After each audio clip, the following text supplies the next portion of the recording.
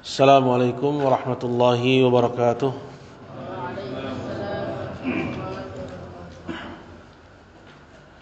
Innal hamdalillah nahmaduhu ta'ala wa nasta'inuhu wa nastaghfiruh wa na'udzu billahi min shururi anfusina wa sayyiati a'malina.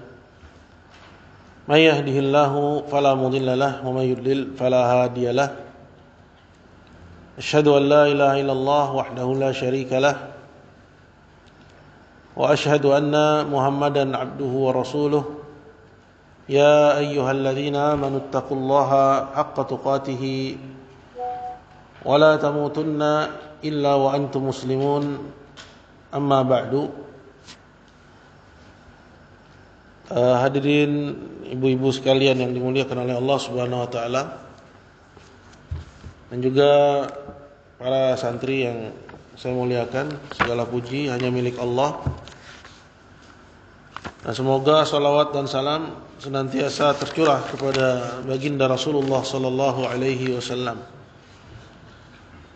Pada kesempatan di pertemuan malam hari ini, kita akan kembali melanjutkan pembahasan kita, yaitu dari pembacaan kitab Minhajul Muslim. Dan pembahasan kita pada kitab ini telah sampai kepada pasal kita yang keempat, dan sudah dibaca sebagiannya, di mana pada pasal yang keempat ini berbicara tentang keimanan kepada Allah Subhanahu wa taala. Yang mana keimanan kepada Allah termasuk di dalamnya adalah beriman dengan nama-nama dan sifat-sifat Allah Subhanahu wa taala. Telah ditegaskan pada pembahasan yang lalu bahwa Allah Subhanahu wa taala memiliki nama-nama yang indah dan juga sifat-sifat yang tinggi, yang mana hal ini telah dikabarkan oleh Allah Subhanahu wa taala sendiri dalam Al-Qur'an, dan juga oleh Nabi kita Muhammad sallallahu alaihi wasallam dalam As-Sunnah. Dan mengimani nama-nama serta sifat-sifat Allah Subhanahu wa taala ini memiliki maksud yang besar, karena pada nama-namanya seseorang akan mengenali sifat-sifat yang dikandungnya.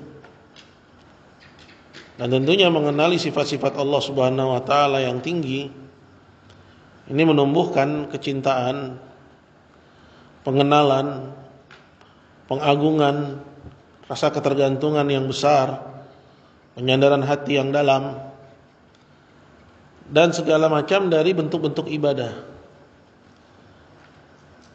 sehingga dia berimbas kepada kualitas ibadah seseorang di hadapan Allah Subhanahu wa taala. Karena tidak sama antara orang yang tahu dengan orang yang tidak tahu.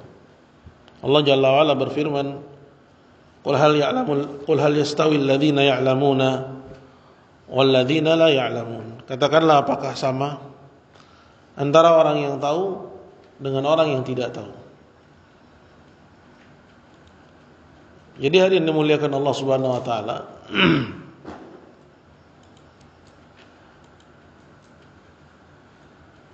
ilmu tentang mengenal Allah Subhanahu wa taala tanpa mengenali nama-namanya dan juga sifat-sifatnya, ini ilmu yang tiada berguna. Karena Allah Subhanahu wa taala bukan zat yang mujarradah, bukan zat yang kosong dari nama dan sifat. Karena semua yang ada itu pasti dia memiliki nama, dan pasti dia memiliki sifat. Dan nama Allah Subhanahu wa taala tiada terhingga. Artinya dia tidak hanya 99 nama, bahkan lebih dari 99. Dan semua nama Allah itu adalah pujian. Yang semakin banyak nama tersebut, semakin menunjukkan akan kesempurnaan. Dari sini mulai tampak oleh kita akan perbedaan antara akidah kita sebagai muslim dan konsep ketuhanan orang Islam dengan konsep ketuhanan orang-orang di luar al-Islam. Bahwa Rabbnya orang Islam adalah Rabb yang hak, yang tidak sama dengan apa yang disembah oleh orang-orang kafir. Maka oleh karena itu penting bagi kita untuk semua dari kita menyadari bahwa klaim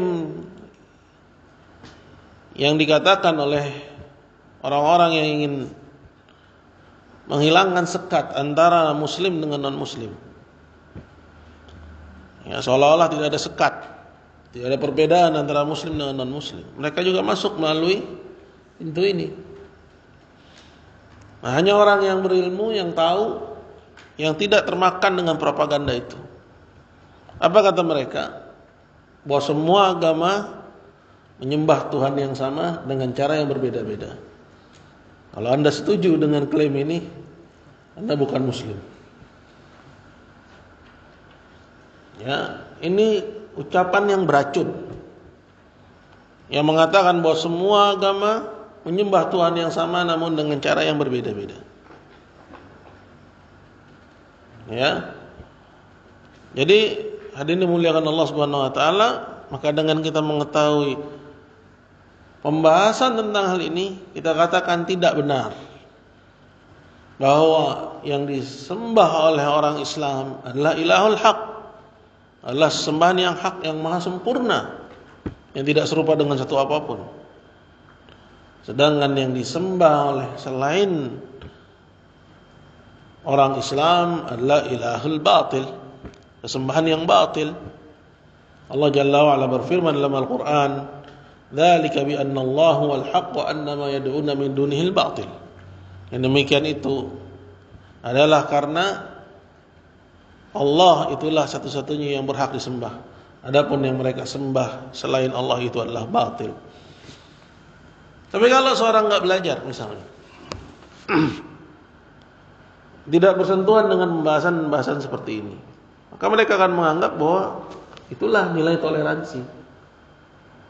Sehingga masuk ke dalam pemikiran orang, anak-anak muda, ya, bahkan melalui pintu pelajaran-pelajaran agama, ya, tapi karena diajarkan bukan oleh orang yang paham din, akhirnya apa yang terjadi? Dia tadinya masuk ke dalam sekolah itu muslim, ternyata di sekolah, keluar dari sekolah itu malah jadi kafir. Karena dia menganggap bahwa kita nggak usahlah bicara perbedaan muslim dengan non muslim, ya, semua beribadah kepada Tuhan yang sama namun dengan cara yang berbeda-beda. Kafir dia, jatuh kepada kekafiran. Padahal sebelum dia masuk ke sekolah itu tadinya dia muslim. Tapi karena dia masuk ke sekolah yang enggak mengajarkan din yang sahih, ya, agama yang benar, maka keluar dari sekolah itu malah dia jadi kafir.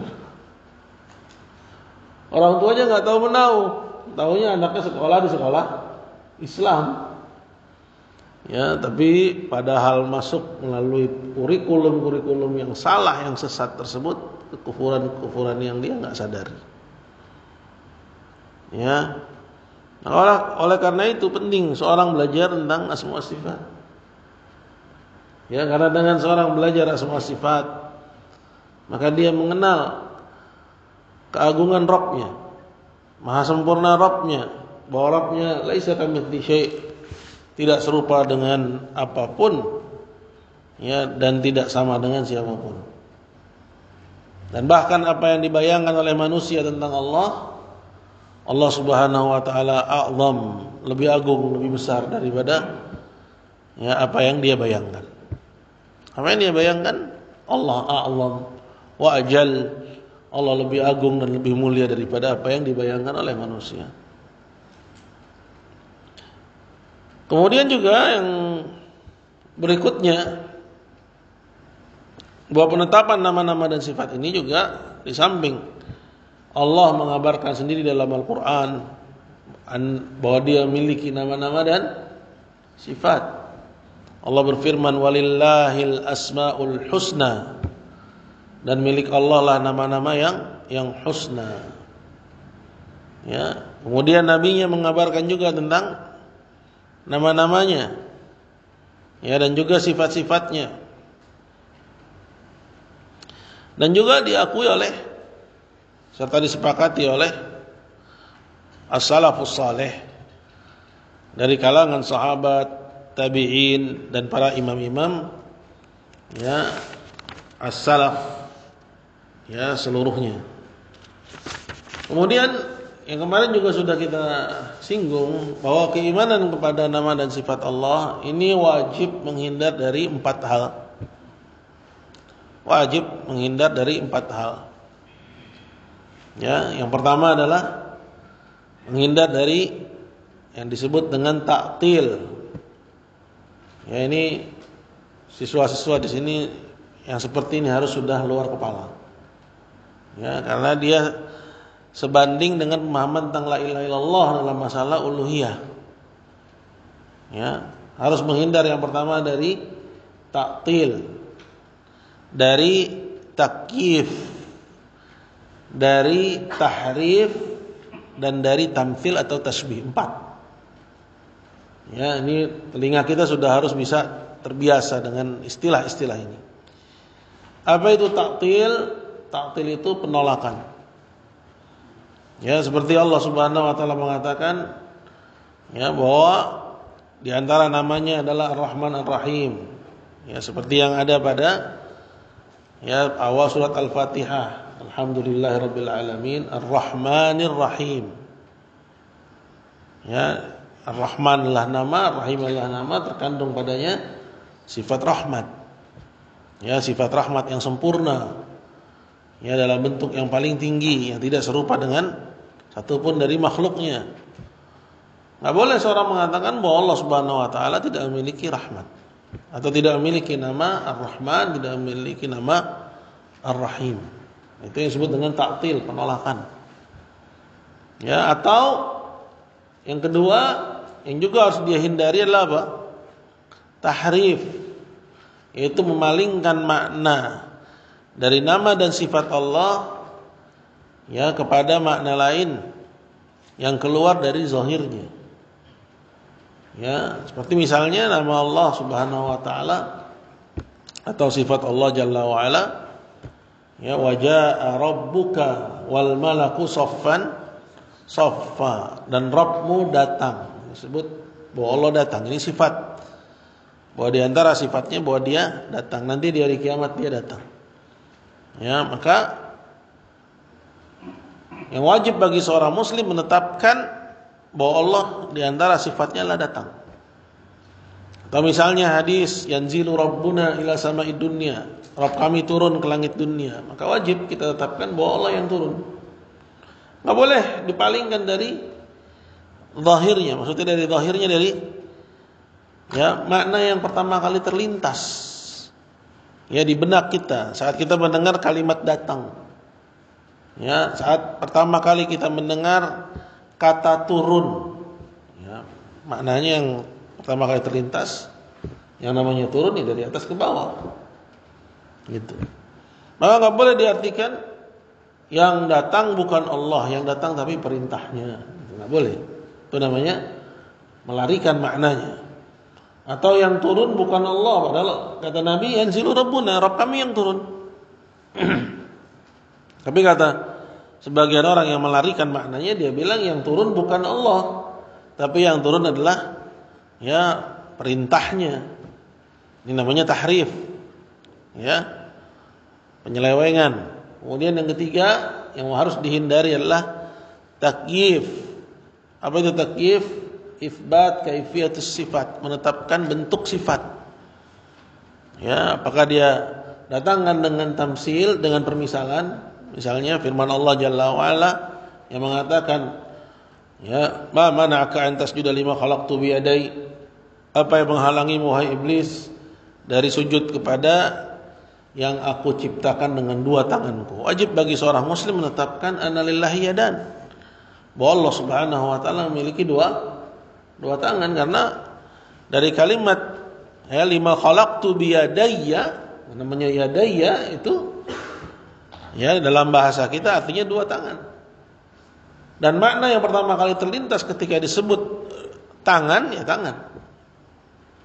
Ya, nggak boleh diartikan itu adalah dua kekuatan, nggak boleh. Maka tetapkan ya maknanya, tapi ya serahkan kepada Allah kaifiyahnya. Bagaimana tangan Allah nggak tahu. Ya, tapi apakah itu tangan? Kita bilang tangan. Berarti Allah punya tangan? Iya, Allah punya tangan. Apakah tangan serupa dengan tangan kita? Allah bilang laisa kamitslihi syai'. Allah nggak serupa dengan sesuatu. Itu wajib bagi kita untuk kita tetapkan. Jadi harus dihindari dari yang ketiga apa? Takyif. Apa itu takyif? Menyebutkan bentuk sifat atau menetapkan bentuk sifat. Apakah dengan mendatangkan misal, contoh, seperti misalnya mengatakan tangan Allah seperti tangan saya, itu masuk ke dalam kategori takyif juga. Dan juga disebut sekaligus sebagai tasbih atau tamtsil karena dia mendatangkan contoh. Tapi kalau misalnya dia menetapkan bentuk satu sifat tanpa dia bawakan contoh, Rifki, coba lihat gambarnya. Nah. Duduk yang tegak. Ya, tapi kalau misalnya dia nggak membawakan contoh, berarti ini apa? Takyif dan bukan tasbih. Ya, misalnya seorang membayangkan tangan Allah di benaknya, ya, dengan bentuk yang nggak ada di alam semesta, yang nggak ada permisalannya, maka ini disebut apa? Disebut takyif dan bukan tasbih. Tapi kalau tasbih menyerupakan sifat Allah dengan sifat makhluk, maka dia disebut tasbih dan juga disebut juga dengan takyif. Gitu ya. Nah, yang keempat, yang terakhir yang harus dihindari adalah tasbih. Disebut juga dengan tamtsil. Ya. Tangan Allah seperti tangan saya misalnya, ini enggak boleh dalam Islam. Karena Allah Jalla wa Ala telah menafikan dari dirinya penyerupaan. Laisa kamitslihi syai'. Allah tidak serupa dengan satu apapun. Tapi apakah itu tangan? Kita bilang tangan. Ya. Atau misalnya firman Allah Subhanahu wa taala mengatakan tajri bi a'yunina jazaa'an liman kana kufir. Ini ujian bagi kita sebagai orang yang beriman untuk kita menetapkan sebagaimana datangnya. Perahunya Nuh itu berlayar ya di bawah pengawasan kami sebagai ganjaran bagi kaum yang didustakan. Nah, pengawasan di sini maksudnya diiringi dengan penetapan al-a'yun. Ya, mata bagi Allah Subhanahu wa taala. Berdasarkan hadis tentang Dajjal, inna rabbakum laisa bi'awar wa innahu a'waru 'ainil yumna. Sesungguhnya Rabb kalian tidak picek, sedangkan Dajjal itu picek mata kanannya. Ya, berarti kalau enggak picek, ya anallahu 'ainan. Bahwa dia punya dua mata. Tetapkan maknanya, tapi serahkan bagaimananya mata Allah. Hanya Allah Subhanahu wa taala yang tahu. Ya. Nah, ini yang kita dapati dari athar yang populer dari siapa? Al-Imam Malik. Ketika datang kepada beliau ya seseorang di majelisnya menanyakan Ar-Rahmanu 'alal 'arsy istawa kaifa istawa? Allah berfirman Ar-Rahman, yaitu yang Maha Pemurah, beristiwa di atas arsy-Nya. Kemudian dia nanya kaifiyahnya. Gimana istiwanya Allah di atas arsy? Maka apa jawabnya Imam Malik? Ya, al-istiwa ma'lum. Istiwa artinya semua paham, namanya istiwa. Ya, ala wartafa'a wa sa'ida wastaqarra. Naik dan tinggal. Termasuk makna istiwa juga al-julus. Ya. Artinya duduk. Ya, itu tetapkan. Ya, al-istiwa ma'lum kata Imam Malik. Istiwa maknanya diketahui. Ya, wal kaif majhul. Tapi gimananya istiwa Allah, ya, bagaimananya beristiwanya Allah di atas arsy, enggak ada yang tahu. Ya. Wal imanu bihi wajib, dan mengimaninya ialah wajib. Wassu'al anhu bid'ah, dan menanyakan gimananya sifat Allah istiwa atau selainnya itu adalah kebid'ahan. Maka orang ini diusir dari majelisnya Imam Malik. Ya, ini akidah Ahlussunnah. Ya, jadi kalau dalam uluhiyah, ya, kita berpisah dengan musyrikin, muslim dan musyrik. Ya, dengan kita belajar uluhiyah nih, tauhid al-uluhiyah. Ya, itu mengimani uluhiyahnya Allah Subhanahu wa taala. Itu pembeda antara muslim dan musyrik. Nah, dengan belajar asma sifat itu pembeda antara Ahlussunnah dengan ahlul bid'ah. Begitu. Baik. Kita ambil dari kalamnya Imam Syafi'i ya. Qala wa kana al-Imam Syafi'i, berkata al-muallif rahimahullah, dan dahulu al-Imam Syafi'i rahimahullah taala berkata, amantu billahi wa bima jaa 'anillah wa 'ala muradillah. Ya, kata Imam Syafi'i, aku beriman kepada Allah dan dengan apa yang dibawa oleh Rasulullah. Ya, aku beriman kepada Allah wa bima jaa 'anillah, dan dengan semua yang datang dari Allah, 'ala muradillah, sesuai yang Allah mau. Ya, jadi beriman dengan Quran itu nggak boleh asal-asalan. Ya, saya beriman dengan Quran, makanya saya nggak sholat, katanya. Loh, kok bisa gitu? Karena Allah bilang fawailul lil musallin, itu namanya asal-asalan. Celakalah orang yang sholat, maka saya nggak sholat. Itu namanya asal-asalan. Apakah itu maksud Allah dengan fawailul lil musallin? Bukan. Ya, bukan itu. Jadi harus sesuai dengan maksud yang Allah Jalla wa'ala mau. Ya, dalam satu hadis kata Abu Bakar As-Siddiq, ya ayyuhan nas innakum taqra'una hadhil ayah. Wahai sekalian manusia, kata Abu Bakar kepada orang-orang di zamannya, kalian tuh baca ayat ini. Alaikum anfusakum la yadurrukum man dhalla idza tadaitum. Itu ayat Quran. Urus diri kalian sendiri. Alaikum anfusakum la yadurrukum, enggak akan mencelakakan kalian. Ya. La yadurrukum man dhalla, orang-orang yang sesat, idza tadaitum, kalau kalian mendapat petunjuk. Ya. Ini ayat ini kalau dibaca sekilas seolah-olah ya memberi ruang lampu hijau untuk seorang itu enggak peduli dengan sekitarnya, enggak menegakkan amar ma'ruf nahi munkar.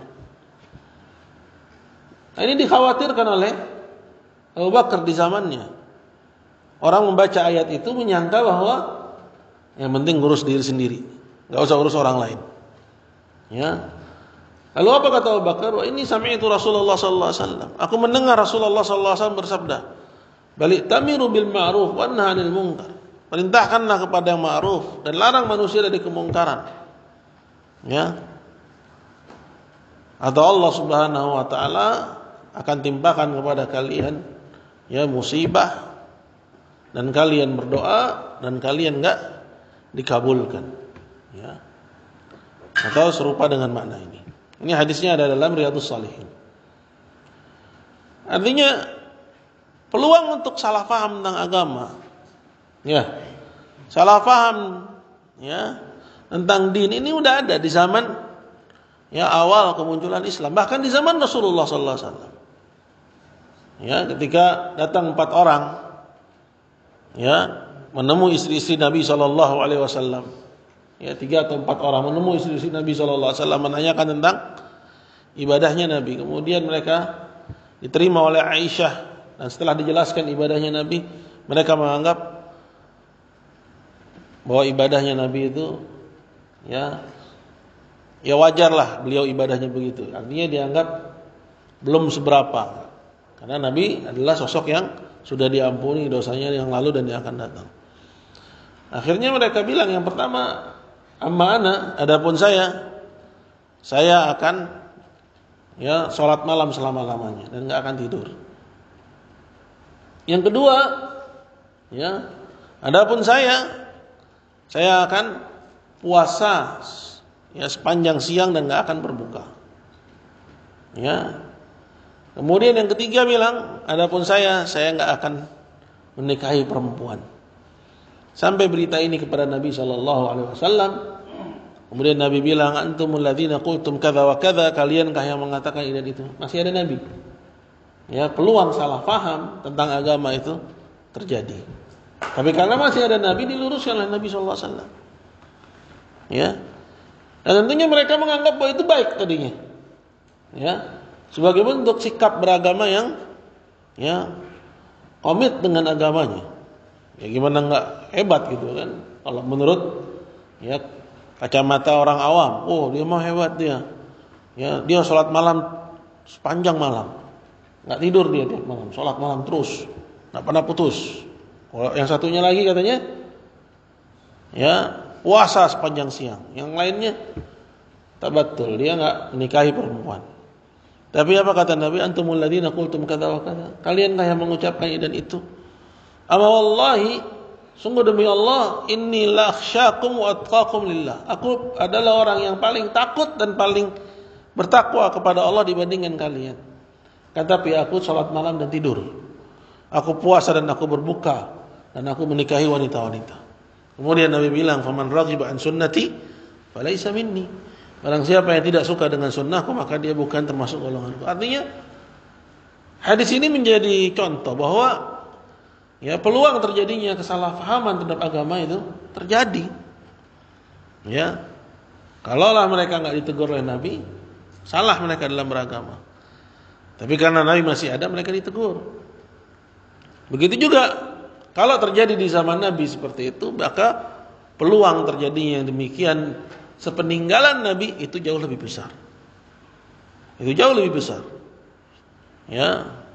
Termasuk dalam masalah ini keimanan terhadap ayat-ayat yang berbicara tentang nama-nama dan sifat-sifat Allah Subhanahu wa taala. Jadi harus beriman sesuai yang dimaukan oleh Allah. Beriman dengan semua yang datang dari Allah seperti yang Allah mau. Nah, ini. Ya, gimana caranya kita bisa beriman dengan semua yang datang dari Allah sesuai yang Allah mau? Caranya dengan kita thalabul ilmi. Karena kalau enggak, seorang yang cuma bisanya otodidak, ya dia tersesat. Ya enggak lah, yang penting saya baca Quran. Anda enggak baca tafsirnya, Anda bisa salah paham. Ya, apalagi Anda bukan Arab, orang Arab aja bisa salah paham. Ya, apalagi Anda bukan orang Arab. Ya, maka di sini tampak urgensinya thalabul ilm, menuntut ilmu agama. Berkata Imam Syafi'i, "Amantu billahi bima ja'alillah ala muradillah." Aku beriman kepada Allah dan dengan semua yang datang dari Allah sesuai yang Allah mau. Wa amantu bi Rasulillah, dan aku beriman kepada Rasulullah. Wa bima jaa'a an Rasulillah, dan dengan semua yang dibawa oleh Rasulullah. Ala muradu Rasulillah, sesuai yang dimaukan oleh Rasulullah. Wa kana Imam Ahmad rahimahullahu taala yaqul, dan juga dahulu Imam Ahmad mengatakan, fi mithli qauli Rasul sallallahu alaihi wasallam, innallaha yanzilu ila sama'id dunya. Innallaha yura yaumal qiyamah wa innahu ta'ala ya'jab wa yadhaq wa yaghdab wa yarda wa yakrah wa yuhib. Dan dahulu Imam Ahmad rahimahullah ta'ala mengatakan seperti atau mengomentari pada seperti sabda Nabi, di mana Nabi bersabda, sungguhnya Allah Subhanahu wa taala turun ke langit dunia. Ini semua tentang hadis-hadis sifat. Menetapkan Allah itu apa? Turun. Jangan seperti orang-orang ahlul bid'ah. Kalau turunkan dari atas ke bawah. Kalau dari atas ke bawah berarti Allah Subhanahu wa taala diliputi oleh ruang. Sedangkan Allah Maha besar. Ini salahnya di mana coba? Salahnya dia duluan yang menyerupakan Allah dengan makhluk. Dia duluan yang menyerupakan Allah dengan makhluk. Sedangkan Allah Subhanahu wa taala sudah mengatakan dia tidak serupa dengan suatu. Yang namanya turun dari atas ke bawah dan dia diliputi oleh ruang, itu makhluk. Jadi karena akal dia langsung menyerupakan Allah dengan makhluk, akhirnya dia bilang, oh enggak mungkin Allah turun. Ini yang turun pasti perintahnya, bukan Allahnya yang turun. Akhirnya dia mentahrif, melakukan tahrif. Penyelewengan terhadap nusus disebut dengan jinayatun ala nusus, kejahatan terhadap teks-teks ya Quran dan hadisnya. Ya, ingat-ingat ya pelajaran anak SMA Qawaidul Muthla. Ya, itu jinayatun ala nusus, bentuk kejahatan terhadap teks-teks ya, ayat-ayat dan juga hadis yang berbicara tentang nama-nama dan sifat. Itu ya. Nah, belum lagi sebagian orang juga mengatakan enggak usahlah kita ribut-ribut masalah ini katanya. Yang penting bagaimana ekonomi baik. Mundur. Ya, ini syubhat mereka juga. Ya. Karena semuanya menginginkan tanzih katanya. Semua kelompok-kelompok yang berseberangan dalam masalah semua sifat, ya, ada mu'attilah, ada muharrifah, ada musyabbihah, ada juga ahlus sunnah, semuanya menginginkan tanzih. Ya, apa itu tanzih? Semua sama-sama pengen mensucikan Allah. Ya udah, ini intinya. Sama-sama ingin mensucikan Allah. Ya udah. Kita enggak usah saling bantah, enggak usah saling mengklaim sebagai diri yang paling benar. Ya, yang penting bagaimana mengentaskan kemiskinan, memajukan pendidikan, ya, mengejar ketertinggalan teknologi, ekonomi kita harus ya melesat. Makanya orang yang ngomong-ngomong kayak gini di zaman sekarang dianggap orang gila. Ya, din gharib, agama itu menjadi suatu yang asing. Ya, enggak populer, enggak laku. Nah, jalannya emang sepi. Ya. Bagaimana disabdakan Nabi ya, dalam sebuah hadis, ya. Bada al-Islamu ghariban wa sayaudu ghariban kama bada. Islam muncul dianggap asing dan akan kembali dianggap asing sebagaimana kemunculannya. Tapi mereka lah orang-orang yang disebut oleh Nabi SAW, ya, sebagai Taifah al-Mansurah, al-Firqatun Najiyah, la tazalu ta'ifatun ya min ummati zahirin 'alal haqqi la yadhurruhum man khadalahum wala man khalafahum hatta ya'ti amrullahum 'ala dzalik. Akan senantiasa ada sekumpulan dari umatku, ya, sekumpulan dari umatku yang terus menyampaikan kebenaran, atau di atas kebenaran dia dimenangkan. Enggak ada yang bisa mencelakan mereka, memperdaya mereka, dan mereka terus demikian sampai datangnya ketetapan Allah Subhanahu wa taala. Gitu. Ya.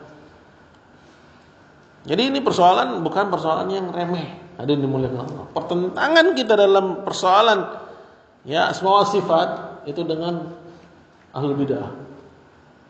Pertentangan kita dalam masalah uluhiyah dengan musyrikin, para penyembah kubur, para dukun, dukun santet, ya, dukun teluh, dukun tenung, ya, dukun pelet, ya, musuh at-tauhid. Ya. Nah itu. Jadi ada yang dimuliakan Allah. Dahulu Imam Ahmad katanya, beliau mengomentari ya sabda Nabi seperti misalnya sungguhnya Allah turun ke langit dunia. Padanya terdapat sifat apa? Nuzul, turun. Dan juga sabda Nabi, innallaha yura yaumal qiyamah. Ya, bahwa Allah Subhanahu wa taala dilihat nanti di hari kiamat. Ya. Ya, ini juga wajib bagi seorang muslim menetapkan. Ya. Karena Al-Qur'an menetapkan wujuhun yawma idzin nadhirah ila rabbiha nadhirah. Wajah-wajah pada hari itu berseri-seri menatap kepada Rabbnya. Al-bidah menafikan, karena kalau melihat Allah berarti Allah ada di satu tempat katanya. Dan yang ada di satu tempat berarti berada di keliling ruang, berada di satu ruang, dikelilingi oleh ruang. Dan kalau dikelilingi oleh ruang, sedangkan ruang adalah makhluk, maka nggak mungkin Allah dikelilingi oleh ruang. Makanya mereka bilang Allah nggak bisa dilihat. Ini akidahnya Mu'tazilah mereka, padahal dengan firman Allah lan tarani katanya. Kalian enggak bisa melihatku. Dalam Al-Quran. Padahal ayat itu berbicara tentang siapa? Tentang Musa.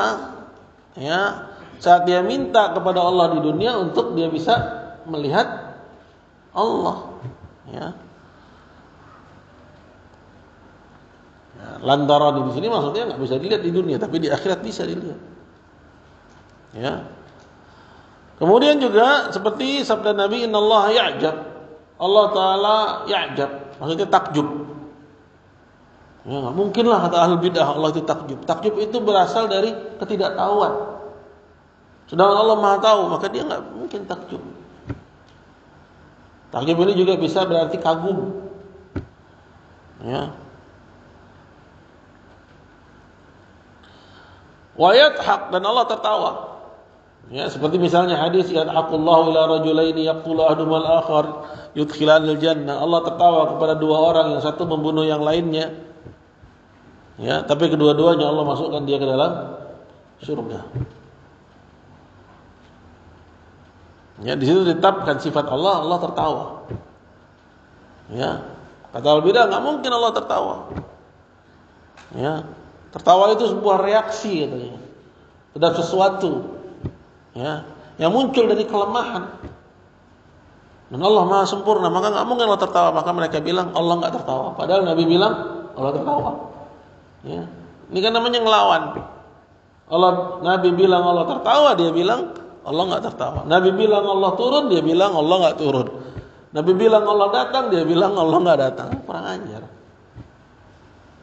Ya. Berarti enggak ada pengagungan kepada Allah, terhadap kitab Allah, terhadap ayat-ayat Allah, terhadap berita-berita yang paling agung yang ada dalam Quran.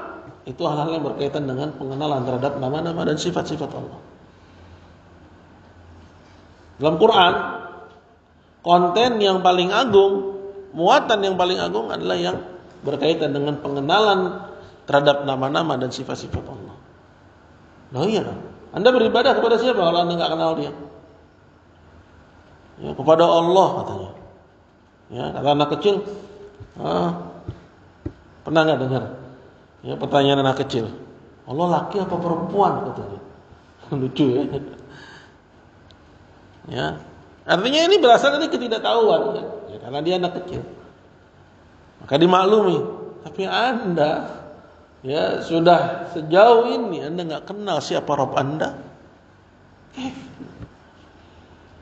Maka yang bisa melihat, yang dimuliakan oleh Allah, melihat Allah, yang enggak salah bahwa dia melihat Allah di akhirat. Mereka yang kenal Allah saat di dunia dengan nama-nama dan sifatnya. Orang yang enggak kenal Allah di dunia dengan nama-nama dan sifatnya enggak akan melihat Allah Subhanahu wa taala. Atau dia akan menyangka dia melihat Allah padahal dia enggak melihat Allah. Mau lihat Allah? Mau. Melihat Allah itu merupakan apa? Nikmat yang paling besar yang Allah berikan kepada penghuni surga. Bukan kumpul sama bidadari Abdurrahman. Ya. Dia bagian dari kenikmatan, tapi kenikmatan yang lebih tingginya adalah ketika Allah singkap hijab. Ya. Allah singkap hijabnya dari hamba-hambanya yang beriman. Ya. Siapa yang dahulu dia sembah di dunia dalam keadaan dia enggak tahu ya wujudnya, enggak pernah dia lihat Rabbnya, nanti di akhirat Allah Jalla wa Ala kasih hadiah. Dan itu hadiah yang paling tinggi. Ya. Makanya Allah enggak kasih kepada orang-orang kafir untuk melihatnya. Ya. Kalla innahum ar-rabbihim yawma idzin la mahjubun. Sekali-kali tidak, sungguhnya mereka orang-orang kafir dari Rabb mereka terhijab. Terhijab. Tapi Anda yang beriman kepada Allah ya, dengan nama-nama dan sifatnya, hadiah yang paling besar bagi Anda di surga itu adalah saat Allah singkap hijab. Itulah nikmat yang paling tinggi yang diberikan oleh Allah kepada penghuni surga. Itu. Melihat Allah, Rabb Anda.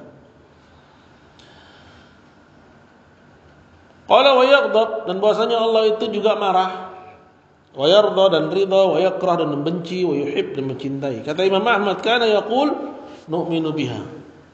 Imam Ahmad bilang kami beriman dengannya, wa nusaddiqu biha dan membenarkannya bila kaif, tanpa kaifiyah.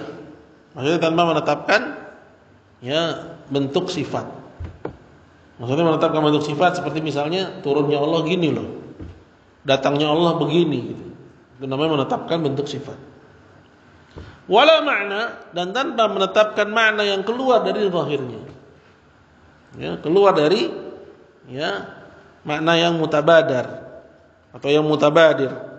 Yang pertama kali terlintas saat ya kita membaca ya sifat-sifat tersebut. Turun ya turun, ya. Ya, datang ya datang. Ya. Istiwa ya istiwa. Ya, jadi jangan disalahin nih kalimat wala makna di sini bahwa enggak ada makna seperti akidahnya orang-orang mufawwidhah. Ya, tapi wala makna tanpa makna maksudnya tanpa makna yang keluar dari zahirnya. Ya. Tanpa makna yang keluar dari zahirnya. Yani maksudnya annana nu'minu bi anna Allah Ta'ala yanzilu. Kami beriman bahwasanya Allah Ta'ala turun, wa yura dan bisa dilihat, wa huwa fawqa arsyih ba'inun min khalqih, dan bahwasanya dialah Allah di atas arsy-Nya. Dia Allah berada di atas arsy. Ba'inun min khalqih, ini kalimat ba'inun min khalqih ini muntaqad ya. Ya. Dia terpisah dari ya makhluknya. Ini enggak ada keterangan ya dari hadis ataupun dari ayat. Ya cukup kita sebutkan Allah fauqal arsy. Walakin la na'lamu kaifiyatan nuzul. Tapi gimana turunnya enggak tahu kita. Ya karena Allah enggak ngabarin bagaimananya. Dia cuma kabarin dia turun. Maka wajib bagi kita menetapkan makna turun. Menetapkan makna bahwa dia punya dua tangan. Menetapkan makna bahwa dia datang dan seterusnya dari sifat-sifat Allah Subhanahu wa taala.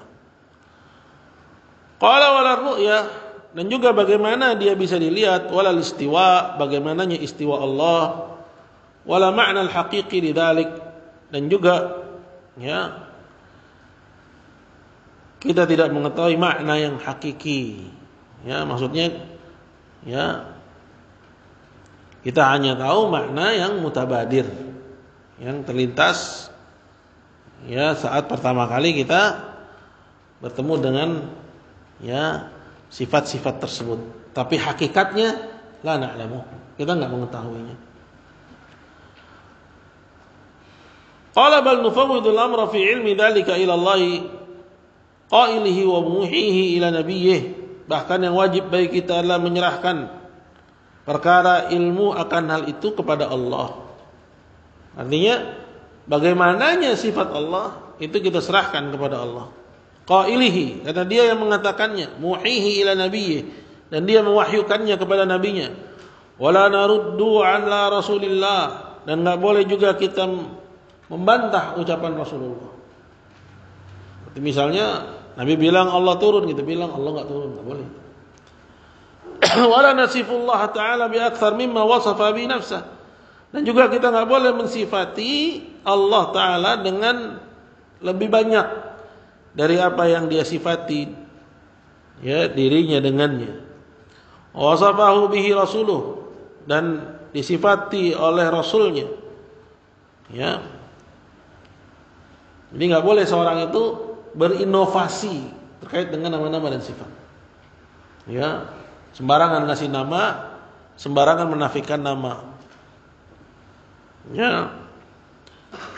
Qala bila haddin wala ghayah. Ini juga kalimat muntaqad ya. Ya, karena had di sini ya maksudnya batas. Ya. Ghayah maksudnya akhir. Ya. Ini muntaqad. Ya, kalimat ini ya enggak lepas dari kritikan di kalangan ulama salaf.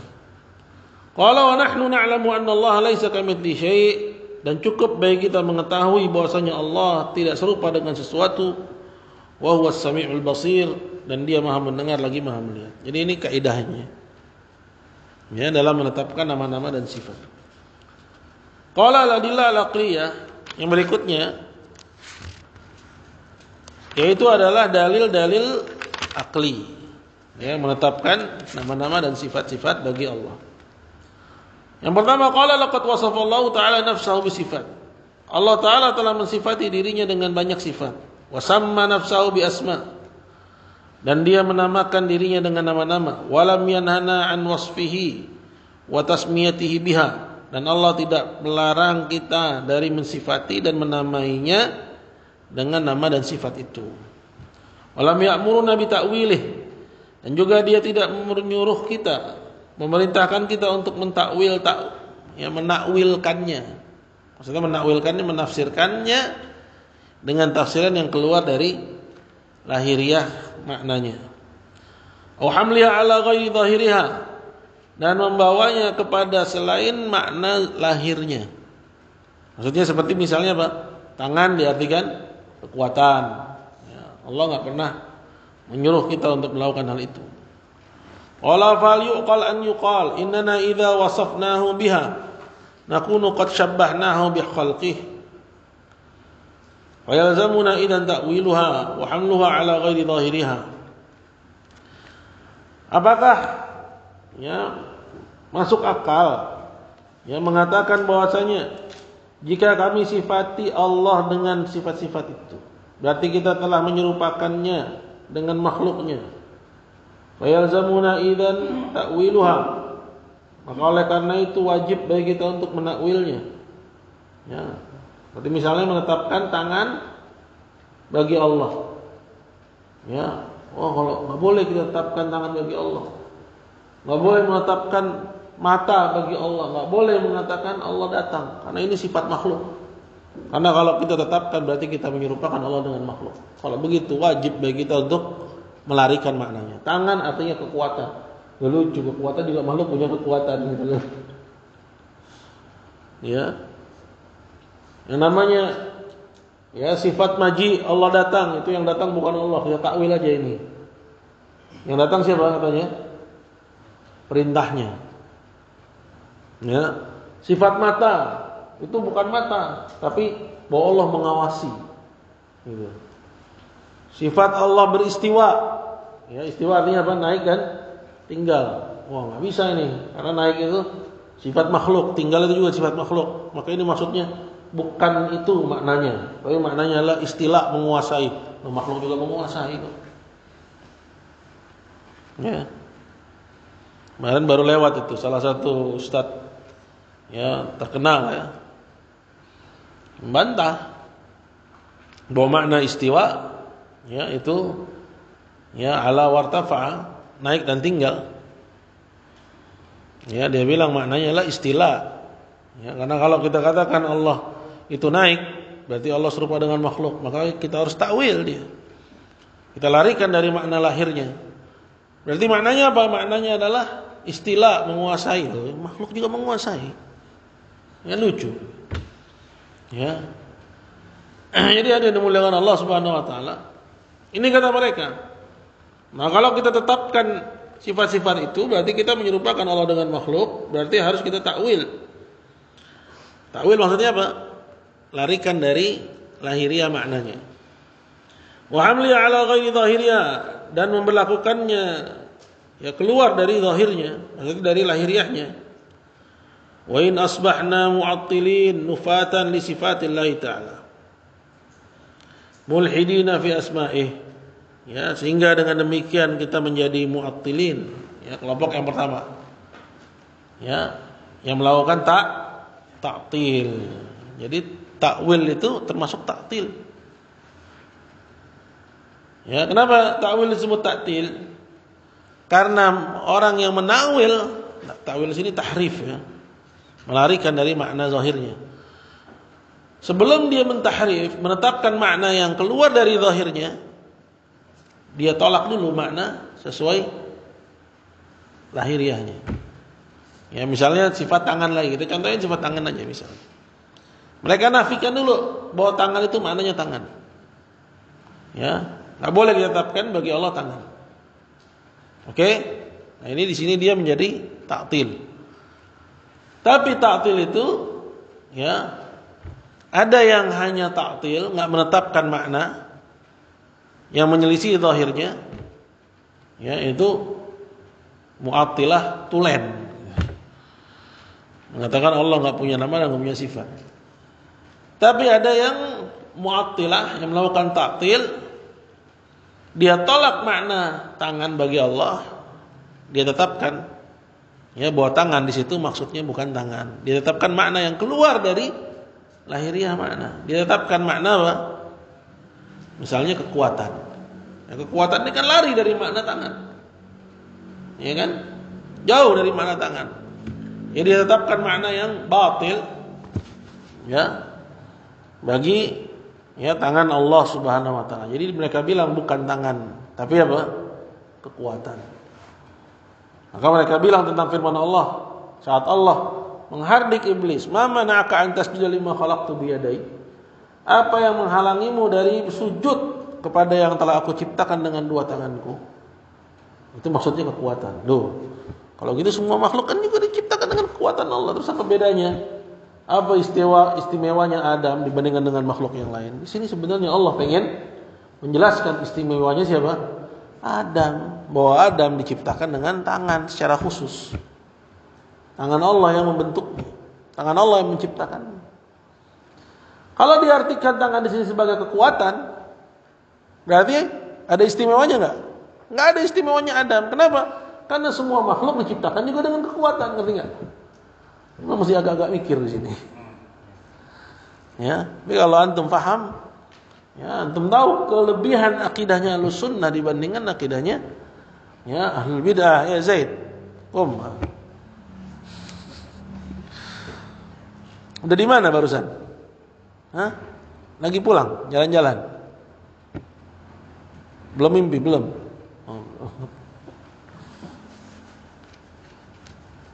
Paham ya? Jadi tahrif atau disebut juga dengan takwil itu pada hakikatnya mengandung juga makna ta'til.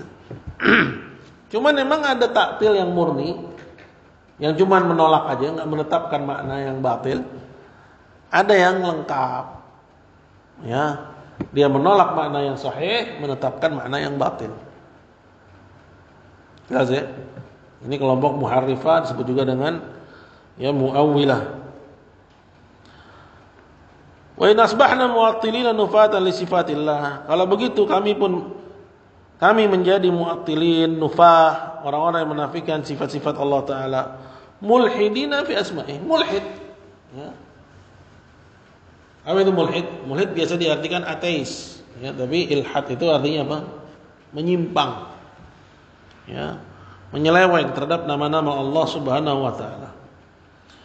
Wa huwa yatawa'adul mulhidina fiha, sedangkan Allah telah mengancam orang-orang yang melakukan ilhad pada nama-namanya. Ya, jadi hati-hati orang-orang yang mengartikan tangan adalah kekuatan, apalagi.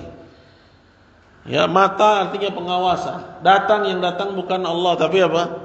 Perintahnya. Turun yang turun bukan Allah tapi ya perintahnya. Itu ilhad. Ya, makanya dimaksud yang masuk kategori ilhad, ta'til, begitu juga tahrif, tashbih, semua masuk kategori ilhad. Itu dari perbuatannya. Kelompoknya siapa? Mu'attilah, Jahmiyah, atba' Jahm bin Safwan. Ya. Siapa lagi? Mu'tazilah. Ya, Mu'tazilah juga ya Mu'attilah. Ya. Begitu juga Al-Asy'ariyah. Ya, dan seterusnya dari firqah-firqah yang ada dalam Islam. Di mana Allah Taala mengancam orang-orang yang melakukan ilhad pada nama-namanya? Pada surat Al-A'raf ayat 183. Ayat 180 Allah berfirman, "Wa dzarul ladzina yulhiduna fi asma'i." Dan hati-hatilah orang-orang yang melakukan ilhad pada nama-namanya. Ya, seperti menolaknya, ya, atau menetapkan makna yang batil baginya. Apalagi menetapkan kaifiyahnya dan juga ngapain? Menyerupakannya dengan makhluknya. Itu semua adalah ilhad. Sayujzauna ma kanu ya'malun, kelak mereka akan mendapatkan balasan atas apa yang mereka lakukan. Ya, jadi ini yang pertama, dalil akli. Ya, bahwa Allah telah mensifati dirinya dengannya, dengan sifat-sifat, menamakan dirinya dengan nama-nama, dan dia tidak melarang kita, bahkan tidak memerintahkan kita untuk mentakwilnya dan memberlakukannya ya keluar dari zahirnya. Yang kedua, berkata beliau, qala alaysa man nafa sifatan min sifatillahi ta'ala khaufan min at-tashbih kana qad syabbaha awalan bi sifatil muhdithin. Bukankah orang yang menafikan salah satu dari sifat-sifat Allah, yang menolak salah satu dari sifat, alasannya apa? Karena takut terjatuh kepada tasbih. Ya, kalau kita tetapkan Allah punya tangan, berarti kan ini namanya menyerupakan Allah dengan makhluk. Berarti harus kita ya tolak katanya. Gitu ya. Berkata beliau, qala kana qad syabbaha awalan bi sifatil muhdatsin. Orang yang menolak dengan alasan takut jatuh kepada tasbih, itu pada hakikatnya dia telah menyerupakan Allah Subhanahu wa taala atau sifat Allah Subhanahu wa taala itu dengan sifat makhluk. Muhdatsin maksudnya makhluk. Ya. Itu misalnya apa? Ya. Sifat al-maji, datang. Atau sifat turun. Ya. Ini enggak boleh nih kita tetapkan Allah datang, Allah turun, karena ini sifat makhluk. Ya, kan?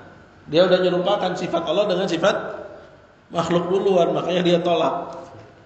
Jadi sebelum dia tolak, dia sudah jatuh dulu kepada tasbih, padahal alasannya pengen lari dari tasbih. Gitu. Ya, ini enggak apa-apa ya kalau agak-agak berat dikit ya. Tapi insyaallah sering-sering bahas masalah ini ya, insyaallah jadi familiar dan otak kita juga makin tajam gitu. Apalagi dalam masalah yang penting ini. Ya. Jadi orang yang menolak salah satu sifat dengan alasan kalau menerimanya berarti menyerupakan Allah dengan makhluk, padahal dia sendiri sebelum menolak sifat itu sudah terjatuh duluan kepada tasbih. Tsumma khafa min at-tashbih fa farra minhu ila an-nafi. Jadi awalnya dia takut dari tasbih tapi terjatuh kepada tasbih. Ya. Dengan alasan pengen lari dari tasbih, padahal dia duluan telah jatuh kepada tasbih. Kemudian ya, fa farra minhu ila an-nafi. Akhirnya mereka pun menafikan. Kalau kita tetapkan tangan bagi Allah, sedangkan tangan adalah sifat makhluk katanya. Ya. Dia sudah menyerupakan tangan Allah dengan tangan makhluk duluan, makanya dia tolak sifat itu. Fafara ila nafi wa ta'til, sehingga dia pun melakukan penolakan. Fanafa sifatillahi ta'ala allati athbataha li nafsihi, sehingga dia pun menafikan sifat-sifat Allah Ta'ala yang Allah Ta'ala tetapkan bagi dirinya. Qala wa attalaha, dan dia pun menolaknya. Fakana bidzalika qad jama'a baina kabiratain, sehingga dengan demikian dia telah menggabungkan dua kesalahan besar. Apa itu? Tasbih dan ta'til. Karena sebelum dia mentaktil, sebelum dia menolak, dia mentasbih dulu. Intinya kenapa menolak? Karena kalau kita tetapkan berarti kita menetapkan Allah serupa dengan makhluk. Maka kita bilang, dari mana ya Anda bisa bilang begitu, bahwa dalam menetapkan sifat Allah berarti menyerupakan Allah dengan makhluk? Mereka akan bilang, iya dong, kan yang punya tangan makhluk. Nah itu otak kamu dulu dibenerin. Karena tangan di sini disandarkan kepada siapa? Kalau tangan manusia ya tangan manusia, tapi di sini tangannya siapa? Allah. Maka lafal itu tergantung kepada dia disandarkan. Kepada siapa dia disandarkan? Contoh, antara makhluk sama-sama melihat.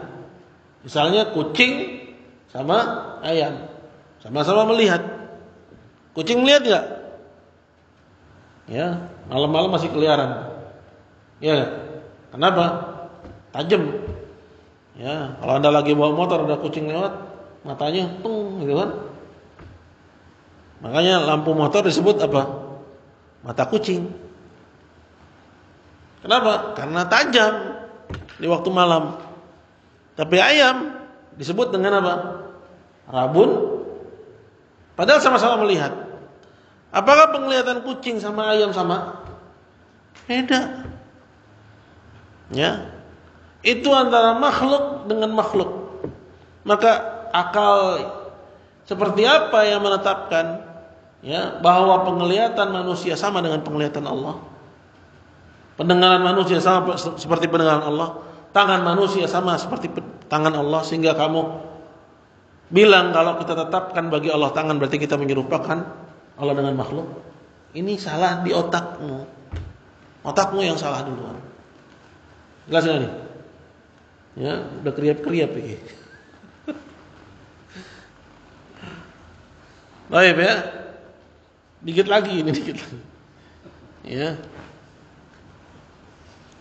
Berarti ya orang yang menolak sifat-sifat Allah, dia jatuh kepada dua kesalahan besar. Yang pertama apa? Ta'til dan tasbih, atau tasbih kemudian ta'til. Ya, dia menyerupakan dulu sifat Allah dengan makhluk, kemudian dia tolak. Ya, ini insyaallah pendahuluan nih buat antum nih pada nih. Ya, khususnya para santri. Ya, paham ini insyaallah baru bisa masuk ke dalam qawaidul muthlah.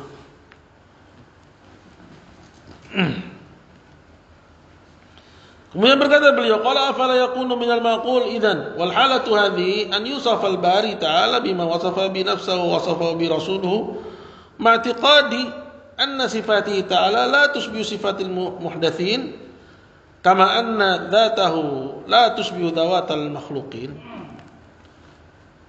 Apakah bisa dikatakan masuk akal sedangkan kondisinya seperti yang sudah dijabarkan? Ya, Allah ya disifati dengan ya sifat yang dia sifatkan dirinya dengannya, dan disifati dengan sifat-sifat yang diterangkan oleh Rasulnya, ya, dengan keyakinan bahwa sifat Allah itu tidak serupa dengan sifat makhluknya, ya, sebagaimana bahwa zatnya itu tidak serupa dengan zat apapun. Maksudnya apa? Sekarang ya, makhluk ada zatnya enggak? Rifki ada zatnya enggak? Atau kamu itu roh itu? Ada zatnya itu. Coba pegang itu. Padat dia. Allah punya zat enggak? Zat. Ya, punya zat. Karena semua yang ada itu memiliki zat. Contoh ini handphone, laptop, buku. Ya. Itu zat.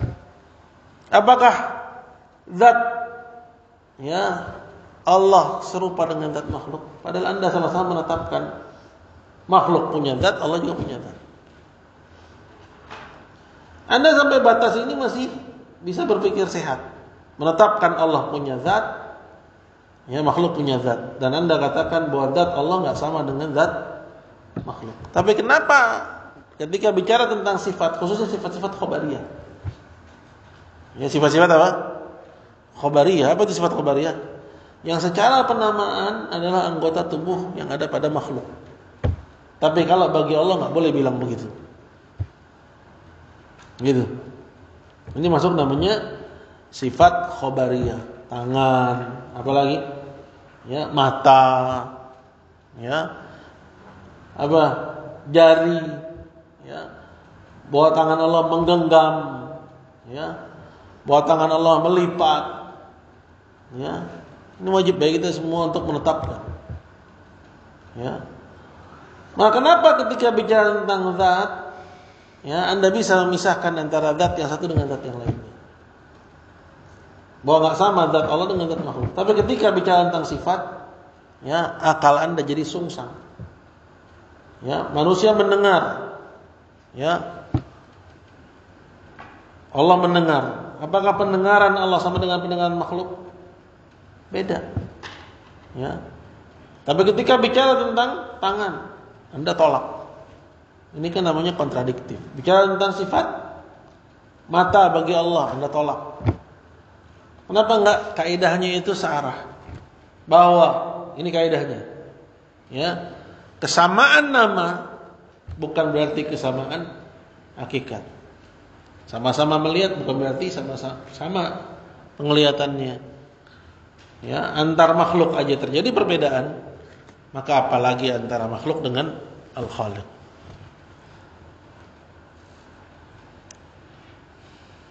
Yang ketiga, ini yang terakhir. Qala innal iman bi sifatillahi ta'ala wa wasfahu biha la yastalzimu at-tashbih bi sifatil muhdatsin. Bahwasanya beriman dengan sifat-sifat Allah dan mensifati Allah dengannya itu bukan berarti menyerupakan Allah dengan sifat makhluk. Idzal aqlu la yuhilu an takuna lillahi sifatun khassatun bidzatihi. Karena akal manusia tidak menganggap mustahil bahwa Allah memiliki sifat yang khusus sesuai dengan zatnya. Ya, misalnya Anda nih, ini contoh ya, Anda tiap hari olahraga, fit, ya, maka dibilang pukulannya Rifki, ya, beda sama pukulannya Dafa, yang hari-harinya rebahan, ya, nggak pernah olahraga, padahal sama-sama pukulan. Maka pukulan dengan pukulan berbeda. Ya, tergantung kepada siapa nama itu disandarkan. Ya, pukulannya Mike Tyson sama pukulannya Dafa. Beda. Padahal sama-sama pukulan. Gitu. Nah, begitu juga penglihatan makhluk nggak bisa disamakan dengan penglihatan Al-Khaliq, karena penglihatan makhluk sesuai dengan keterbatasan, ya, dan kelemahannya makhluk. Sedangkan penglihatan Al-Khaliq Allah sesuai dengan kebesaran dan keagungannya. Gitu. Itu ya pemahaman yang lurus tuh. Ya. Jadi enggak usah hanya karena kesamaan nama Anda tolak dari Allah Subhanahu wa taala.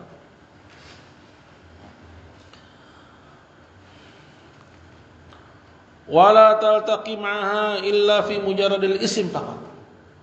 Jadi kesamaan cuma dalam penyebutan doang. Zat Allah, zat makhluk, penglihatan Allah, penglihatan makhluk. Tapi hakikatnya sama apa beda? Beda. Jadi menetapkannya bagi Allah bukan berarti menyerupakannya, gitu. Baik, fayakunu lil khaliq sifatun takhussuh, sehingga Allah memiliki sifat yang sesuai dengan karakteristiknya. Ya, walil makhluk sifatun takhussuh, dan makhluk juga punya sifat yang sesuai dengan karakteristiknya. Ya. Wal muslim id yu'minu bi sifatillahi ta'ala wa yasifu biha la ya'taqidu abadan wala hatta yaqturu bi balih anna yadallahi tabaraka wa ta'ala mathalan tushbihu yadal makhluq fi ayyi ma'nan min al-ma'ani ghairu mujarrad at-tashbih. Dan seorang muslim saat dia beriman dengan sifat Allah Ta'ala dan mensifatinya dengannya, dia sama sekali tidak pernah meyakini, sekalipun terbetik dalam benaknya, bahwa tangan Allah itu serupa dengan tangan makhluk. Wadzalika li mubayanatil khaliq lil makhluk. Hal ini karena beda antara khaliq dengan makhluk. Fi dzatihi wa sifati wa af'alihi, pada zatnya, sifat-sifatnya dan perbuatan-perbuatannya. Qala Allah Ta'ala berfirman, "Qul huwallahu ahad, Allahus samad, lam yalid wa lam yulad wa lam yakul lahu kufuwan ahad." Ini syahidnya pada ayat yang terakhir. Dan tidak ada satupun yang sebanding, ya, setara dengan dia, dengan Allah. Ini karakteristik akidah kita sebagai muslim. Kita patut berbangga dengan ini. Bahwa akidah seorang muslim itu, ya, lurus, ya, sesuai dengan nusus dan tidak bertentangan dengan akal yang sehat. Dan juga Allah Ta'ala berfirman dalam surat Syura ayat 11, laisa kamitslihi syai' wa huwas samiul basir.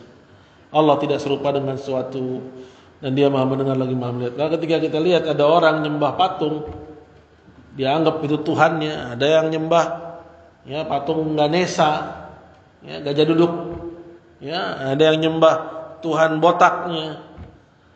Kita bersyukur gitu. Kemarin saya lewat di timeline Facebook apa Twitter itu, Ini mohon maaf ya. Kejadiannya memang lagi-lagi di India gitu. Jadi sapinya itu lagi pipis, dia cuci muka gitu sama pipisnya. Ini mohon maaf ya. Karena dia begitu mengagungkannya dan dia minum itu. Ya. Kita bersyukur kepada Allah Subhanahu wa taala an ja'alana muslimin. Bahwa dia jadikan kita sebagai muslim. Bahwa keyakinan kita itu mutamayyiz, tauhid kita dan konsep ketuhanan kita itu mutamayyiz. Sangat ya spesial sekali jika dibandingkan dengan akidah orang-orang di luar al-Islam. Wallahu taala alam. Udah panjang banget ya. Jika ada pertanyaan ibu-ibu, ya silahkan, saya persilahkan. Ya Ustaz, Masya Allah, jazakumullah khairan Ustaz. Amin. Penjelasan yang lalu juga cukup padat dan alhamdulillah tadi penjelasan terakhir dari bab asma wa sifat, dan mudah-mudahan apa-apa yang sudah Ustaz jelaskan kepada kami bisa kami maknai. Teman-teman sekalian, bila ada yang ingin ditanyakan secara langsung, tafadhalna. Sudah ada?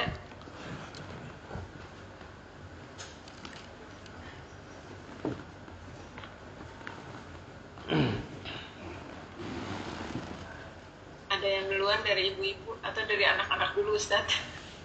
Boleh anak-anak? Tapi ibu-ibu udah pernah belajar tauhid asma sifat belum? Kaidah-kaidahnya. Kenapa Ustaz? Sudah Ustaz? Udah ya, insyaallah nggak asing ya. Enggak Ustaz. Alhamdulillah. Soalnya khawatir kalau belum dengar itu agak deg-degan juga, serseran ya. Iya benar Ustaz. Baik, ini ada pertanyaan Ustaz. silakan. Iya, tentang takdir Ustaz. Assalamualaikum warahmatullahi wabarakatuh. Waalaikumsalam. Mohon nasihatnya ketika kita mendapatkan takdir yang Allah sudah tetapkan, tetapi banyak sekali manusia bila takdir tersebut tidak sesuai dengan keinginannya, disebutnya Allah tidak adil. Padahal orang itu sebenarnya mengakui bahwa Allah adil. Ucapan tidak adil karena musibah yang dihadapi itu apakah bisa mengeluarkan dirinya dari Islam? Kalaupun itu sudah terucap Ustaz, apa yang harus diperbuat? Apakah cukup dengan taubat? Atau kalau memang sudah bertaubat, apalagi yang harus dilakukan? Jazakumullahu khairan Ustaz. Ya, barakallahu fiik. Ini tergantung ketika dia mengucapkan Allah tidak adil, Allah maksudnya adalah cacian, dia keluar dari Islam.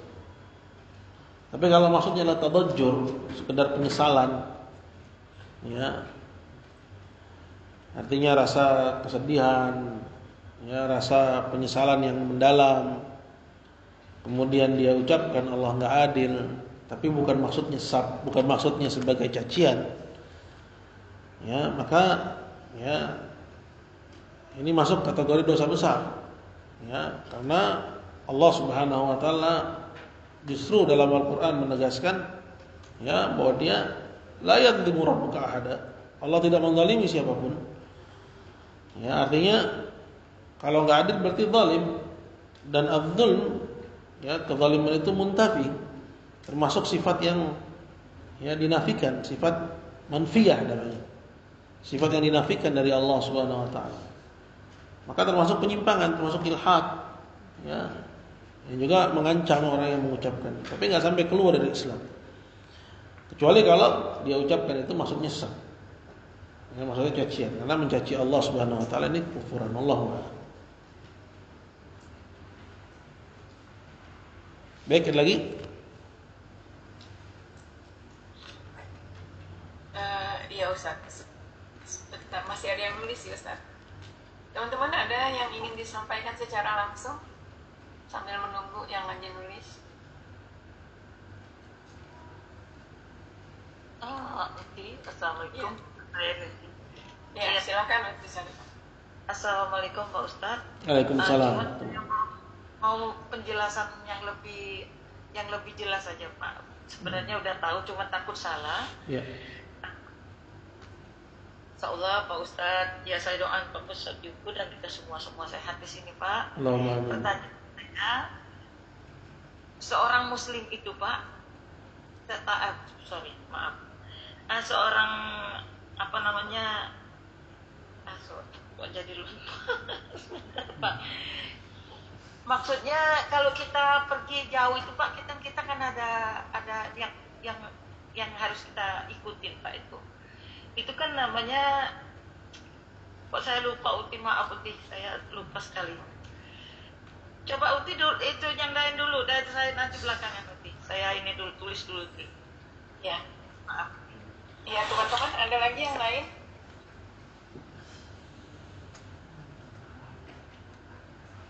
Ya, kalau belum ada, Assalamualaikum warahmatullahi wabarakatuh. Waalaikumsalam. Ustaz, saya mengetahui dari bacaan bahwa perempuan yang baik hanyalah untuk laki-laki yang baik. Kemudian laki-laki yang baik hanyalah untuk perempuan yang baik. Tetapi pada kenyataannya, misalnya ada seorang perempuan yang baik, kelihatan misalnya seorang istri, tapi dapatnya laki-laki yang jelek Ustadz. Misalnya laki-lakinya justru suka mabuk atau main judi, atau waliyadzubillah semuanya itu misalnya ditambah main perempuan, dan lagi tukang bohong. Apakah itu sebenarnya hukuman Allah kepada wanita yang baik, atau bagaimana ya Ustadz mencari hikmah bila ada pasangan yang seperti itu? Jazakallahu khairan atas pencerahan Ustaz. Ya, jadi ayat dalam Al-Quran, ya, apa ayatnya? Laki-laki yang baik hanya untuk perempuan yang baik. Al-khabithat lil-khabithin wat-thayyibat lit-thayyibin. Itu ayatnya ya. Ini bukan maksudnya, bukan maksud dari ayat tersebut ya, bahwa dalam pernikahan ya, perempuan yang baik itu nikah dengan laki-laki baik. Ya, pasti seperti itu. Yang menikah dengan laki-laki jahat adalah perempuan yang jahat. Enggak. Bukan itu maksudnya. Ya, tapi ya, ini yang sepatutnya wanita baik-baik menikah dengan laki-laki baik-baik. Ya. Kenapa kita katakan begitu? Karena ya, kita dapat di dalam ya, yang diceritakan dalam Quran ya, di antara nabi ada yang beristrikan perempuan yang jahat. Ya, seperti Imratul Lut. Ya, istrinya Nabi Allah Lut. Istrinya siapa lagi? Istrinya Nuh. Ya. Begitu juga perempuan baik tapi dapat laki-laki yang jahat. Seperti ya, Fir'aun. Begitu juga siapa? Ya, banyak contohnya. Ya. Jadi ayat itu, al-khabithat lil-khabithin wat-thayyibat lit-thayyibin. Perempuan jahat untuk laki-laki jahat, perempuan baik untuk laki-laki yang baik. Ini maksudnya yang sepatutnya, itu yang ya diupayakan. Ya. Nah itu. Nah, jadi tatkala misalnya di lapangan ya, perempuannya salihah, kemudian suaminya ya gemar melanggar agama, aturan agama, ya, atau sebaliknya, ini cobaan dari Allah Subhanahu wa taala. Ya, agar manusia itu ya mau enggak dia menjalani seperti yang Allah Subhanahu wa taala perintahkan. Ini cobaan.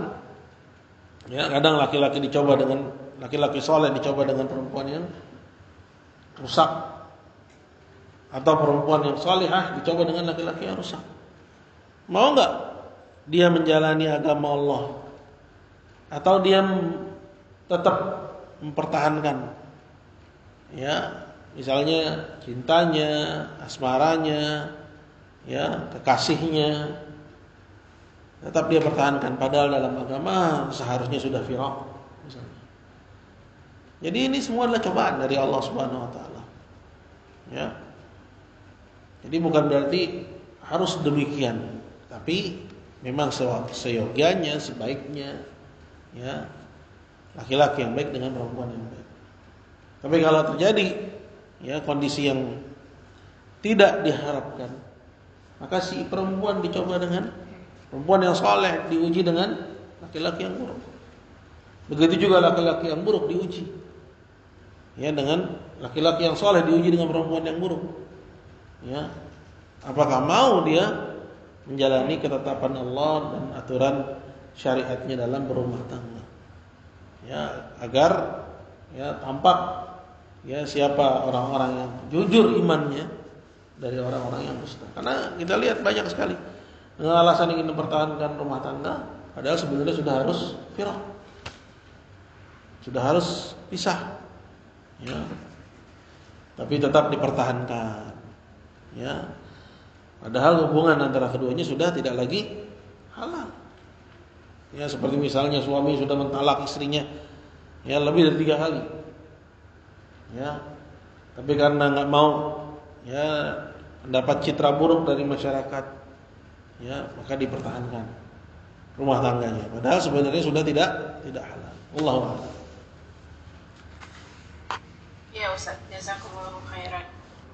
Ustaz, Amin. ini ada pertanyaan tapi ini dikhususkan kepada pendapat Ustaz. Mohon nasihat dari Ustaz. Ya. Assalamualaikum warahmatullahi wabarakatuh. Ustaz, apabila ada sepasang suami istri, misalnya di antara salah satunya, misalnya suaminya pernah ketahuan berzina Ustaz, dan tidak 1 kali saja, atau bahkan si istrinya juga ketahuan berzina misalnya. Ini dalam 2 kasus yang berbeda Ustaz, tapi yang satu suaminya yang berzina, berselingkuh, yang satunya si istrinya. Kemudian diketahui oleh pasangannya masing-masing. Apa yang bisa Ustadz nasihatkan? Apakah pasangannya, si istri atau suaminya meminta cerai, atau diberi kesempatan kalau dia memang mau bertaubat? Tetapi kalau misalnya keinginan bertaubatnya sepertinya tidak dicerminkan dalam kehidupan hari-hari, bagaimana yang bisa Ustadz nasihatkan kepada kami? Jazakumullahu khairan atas nasihat Ustadz. Ya, ini kalau terkait dengan tuduhan zina, itu kan nggak mudah ya. Karena dalam Islam itu wajib untuk mendatangkan 4 saksi. Tapi misalnya seorang nggak punya 4 saksi, ya, tapi dia yakin bahwa memang istrinya ini berzina, ya, atau misalnya suaminya berzina, ya, boleh nggak baginya untuk ya minta, ya, misalnya si istri minta khulu, minta cerai, atau si suami menceraikan istrinya, boleh ketika itu, ya, boleh. Artinya Allah Azza wa Jalla, sebagaimana Allah Azza wa Jalla firmankan dalam Al-Qur'an, illa an ta'tina bi fahishatin mubayyinah, sampai mereka mendatangkan ya zina yang nyata. Ya. Karena 4 saksi ini untuk persoalan di meja hijau, untuk ditegakkan hukum had. Sedangkan dia yakin, cuman dia nggak punya 4 saksi. Ya, nah itu. Jadi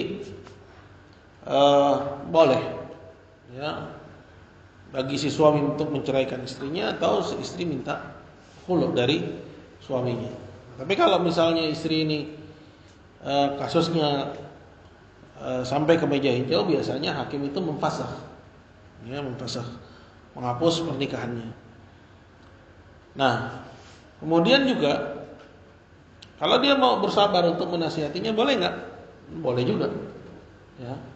Suami menasihati istrinya, ya, kalau istrinya berzina, atau si istri menasihati suaminya.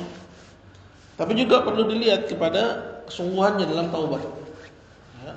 Karena kalau memang tampak darinya ya taubatnya itu main-main, indikator atau indikasi-indikasi bahwa dia nggak sungguh-sungguh dalam bertaubat, ya, maka yang paling benar dalam kasus seperti ini adalah firaq. Artinya suami menceraikan istrinya, atau si istri minta ya khulu dari suaminya. Itu ya. Nah, kalau misalnya si suami menuduh istrinya berzina, istrinya menampik tuduhan itu, ini jadi masalah. Ya, atau sebaliknya, istri menuduh suaminya berzina dan suami menampik tuduhan itu. Ya. Maka dalam kasus ini ya ada caranya. Ya, caranya nggak perlu taruh tracker ya di tas suaminya atau di dompet istrinya, ya GPS tracker gitu ya, atau menyadap HP-nya, itu nggak ada gunanya, cuma bikin capek hati, bikin pegel hati aja. Ya, caranya ya, saling laknat. Ya, mula'anah dalam bab mula'anah. Ya, saling laknat antara suami dan istri. Ya, dan apabila jalan ini yang ditempuh, ya nanti yang bohong yang akan kena azab dari Allah Subhanahu wa taala. Tapi kalau terjadi mula'anah udah enggak ada lagi rujuk. Ya, enggak ada lagi rujuk. Ya, karena kadang antara suami dan istri ini karena memang sudah pernah menjalani kehidupan, okelah sekarang dia itu ya firak. Tapi kadang timbul lagi rasa kangen, rasa cinta sehingga menyatu lagi. Ya. Tapi kalau dengan cara mula'anah, saling laknat, ya bersumpah di atas nama Allah bahwa dia yang benar terhadap tuduhannya, yang satunya bilang bahwa dia yang benar, bahwa dirinya bersih dari tuduhannya, itu mula'anah namanya. Ya, ini hukumnya sudah nggak bisa lagi nyatu. Ya, beda dengan kalau ya suami menceraikan istrinya atau istri minta khulu dari suaminya, masih bisa. Ya, apabila masih ada rasa cinta dan dilihat memang dua-duanya shadiq dalam taubatnya, kemudian bersatu lagi masih bisa. Ya, jadi itu diantara cara yang bisa ditempuh. Ya, yang pertama kalau mau menceraikannya boleh, tapi kalau memang masih bisa dinasihatin, nasihatin. Ya, dan nggak ada salahnya juga. Ya, jika memang dia tampak padanya ya tanda-tanda penyesalan. Tapi kalau tuduhannya ditampik, ya didustakan, suami menuduh istrinya, istrinya mendustakan, istri menuduh suaminya, suami mendustakan. Tapi si penuduh yakin, walaupun dia nggak punya 4 saksi, nah kamu laknat, saling laknat. Ya, saling laknat artinya masing-masing dari yang menuduh dan yang tertuduh, ya bersumpah. Si penuduh bersumpah bahwa tuduhannya benar. Tertuduh bersumpah bahwa dia bersih dari tuduhan. Nanti yang bohong yang kena azab dari Allah Subhanahu wa taala. Ini maksudnya kenapa saya tambahkan yang terakhir ini? Karena ya dalam masalah asmara ini, ya kadang orang taruh tracker. Enggak ada gunanya di tracker. Ya, tahu ya tracker ya? Atau nyadap HP, ini cuma bikin pegel aja. Mafis faedah, enggak ada faedahnya. Apalagi itu juga cuman ya bisnis bohong-bohongan. Ya, karena nggak ada yang bisa disadap. Jadi cukup itu caranya syariat yang paling mudah itu mula'anah, saling laknat aja. Ya, jika memang tuduhannya didustakan dan dia yakin dengan tuduhannya, saling laknat. Ya, itu udah yang paling serem. Jazakallah khair. Jazakumullahu khairan. Teman-teman ada lagi atau Uti Sarifah udah ingat apa yang mau ditanyakan? Ya, saya Uti. Ya, Pak Gali. Yang pertama kali minta maaf untuk semua kepada Ustadz dan seluruh teman-teman yang mendengar. Ya, habis makin tua Pak Ustadz makin lupa. Pertanyaan saya Pak Ustadz, apakah seorang mahram kalau kita berpergian jauh itu yang sah itu kan saudara kandung kita sendiri atau suami kita sendiri? Yang saya mau tanyakan Pak, misalnya kita pergi jauh, yang jadi mahram kita itu seorang laki-laki atau saudara kita, tapi kita sah menikah dengan dia Pak, atau seorang laki-laki yang cuma kerabat dari suami, apakah itu bisa kita bikin mahram atau tidak Pak? Itu pertanyaan saya. Terima kasih Pak untuk penjelasannya. Ya, masalah mahram itu ya ditentukan oleh syariat. Ya. Jadi bukan rekayasa atau sesuka hati kita. Ya. Yaitu ya mereka yang ya haram dinikahi. Ya, tentang mahram ini adalah ya mereka yang haram dinikahi. Ya, adapun yang halal dinikahi nggak bisa jadi mahram. Ya, begitu. Ya, walaupun ada fatwa dari sebagian ulama ya untuk safar perjalanan jauh ke menunaikan haji, menunaikan umrah ya tanpa mahram itu dibolehkan dengan syarat ya amnut tariq, dengan syarat aman. Tapi ini fatwa bertabrakan dengan hadis Nabi SAW. Ya, karena Nabi SAW bersabda, ya, la yahillu, ya, tidaklah halal bagi perempuan yang beriman, ya, untuk melakukan perjalanan safar, ya, sejauh perjalanan semalam atau 2 malam dan tidak ditemani oleh seorang pun mahram. Ya. Jadi yang dimaksud dengan mahram ini ya adalah mereka yang haram untuk dinikahi. Allahu taala a'lam. Jadi kalau misalnya cuma sekedar kerabat ya, tapi bisa dinikahi, seperti misalnya siapa? Sepupu. Apakah sepupu mahram? Sepupu bukan mahram. Ya, karena antara sepupu itu boleh nikah. Ya, antara sepupu itu boleh nikah. Ya, maka dia enggak termasuk mahram bagi perempuan. Ya. Wallahu taala a'lam.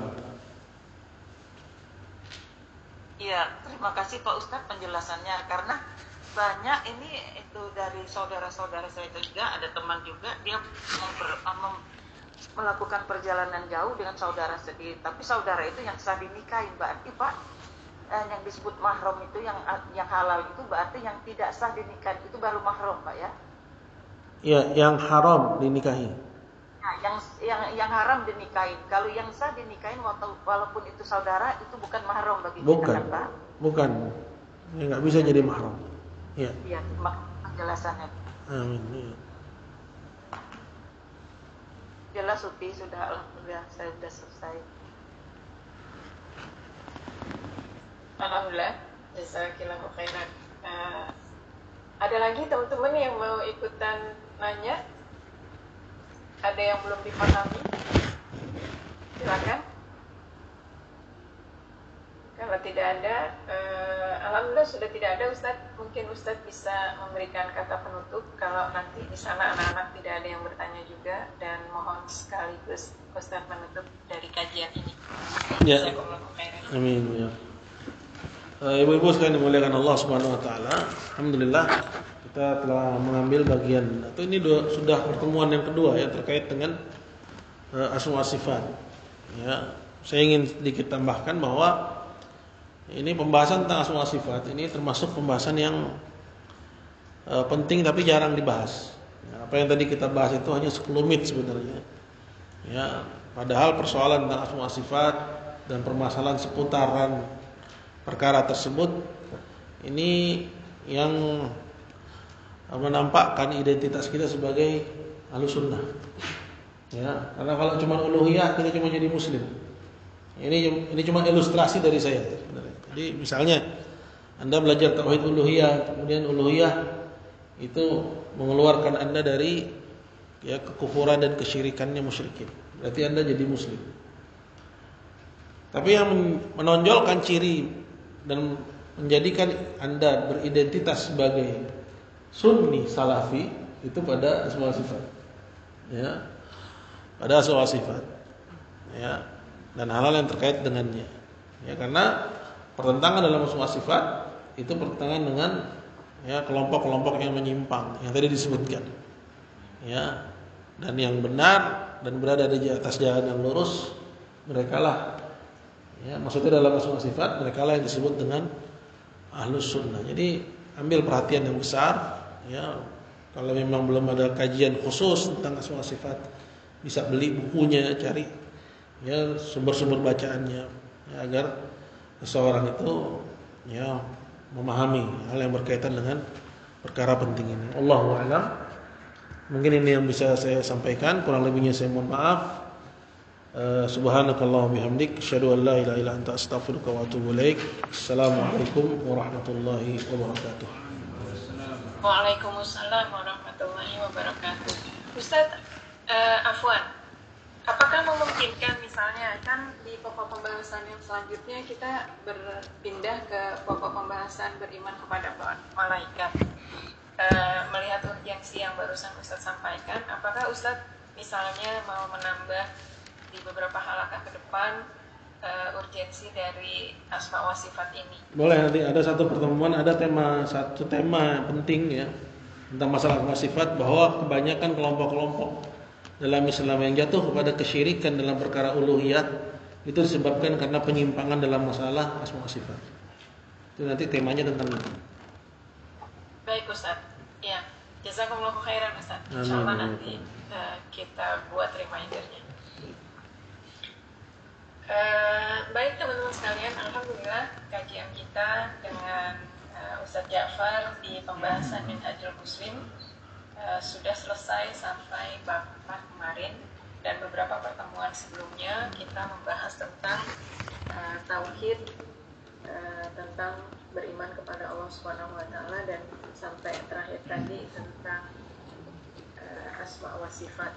Dan insya Allah di kesempatan besok, jadi teman-teman bisa set waktunya di kesempatan akan datang, urgensi mempelajari asma wa sifat ini bisa kita simak bersama. Dan teman-teman menginformasikan juga bila ada berkeluangan rezeki, teman-teman bisa membantu sama-sama kita menuntaskan pembangunan yang sedang dilaksanakan di Pondok Pesantren Sahabat Teladan. Insya Allah kami akan kumpulkan seberapapun dari teman-teman untuk di bulan November ini. Belum kita tulis di grup, tapi insya Allah nanti akan kita tulis kembali. Dan bagi teman-teman yang ingin berinfak sama-sama membangun generasi Rabbani dan membangun umat Islam dengan ilmu dan amal yang terbaik, semoga Allah ridhoi, Allah bukakan pintu-pintu kemudahan, dan semoga Allah ridho dengan segala amalannya. Mungkin itu pengumuman, dan mudah-mudahan ini menjadi amalan juga yang berkesinambungan. Ya, jazakumullahu khairan Ustadz. Semoga Allah Subhanahu wa taala memberikan keberkahan bagi Ustadz, keluarga Ustadz, juga anak-anak yang ada di pondok pesantren dan para pengurusnya. Semoga Allah berikan perlindungan dan keistiqomahan sampai akhir hayat. Kami mohon maaf lahir dan batin Ustadz atas segala kekurangan kami. Teman-teman, alhamdulillah jazakumullahu khairan atas kebersamaan hari ini, dan kita tutup majelisnya. Subhanakallahumma wa bihamdika asyhadu an la ilaha illa anta astaghfiruka wa atubu ilaik. Jazakumullahu khairan. Mohon maaf lahir dan batin. Assalamualaikum warahmatullahi wabarakatuh. Waalaikumsalam Waalaikumsalam warahmatullahi wabarakatuh.